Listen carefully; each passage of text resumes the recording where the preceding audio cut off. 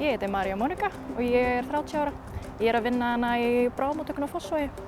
Ástæðan fyrir ég byrjaði í námið var vegna þess að ég þurfti að finna mér dagvinnu og pröfaði að sækja í mötuneytið hana í Landspítalanum.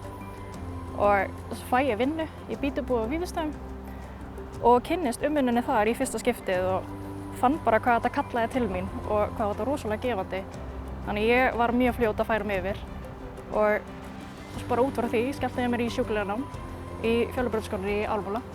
Það eru hefðbundin dagar hjá mér. Við byrjum á því að ná okkur í öryggisnapp og það er bara fyrir okkar öryggi og sjúklingana.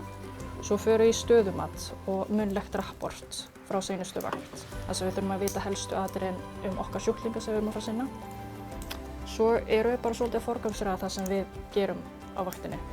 Eins og við erum að taka lífsmörk klukkutíma, 8 tíma fresti. Svo þurfum við að taka hjartalínurit, taka alls konar sýni og svo bara aðstoða fólk við það sem þarf.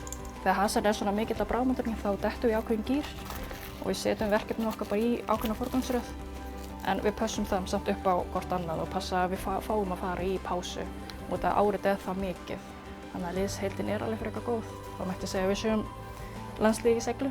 Það sem er mest gefandi að vera sjúkraliði er að geta hjálpa fólki í sínum erfiðustu tímum, sína hlýju og umhyggju og vera til staðar fyrir þeim. Ef þú ert að spá í sjúkraliðanámið þá mæli ég hiklaust með að sækja um. Það finna allir eitthvað við sitt hæfi.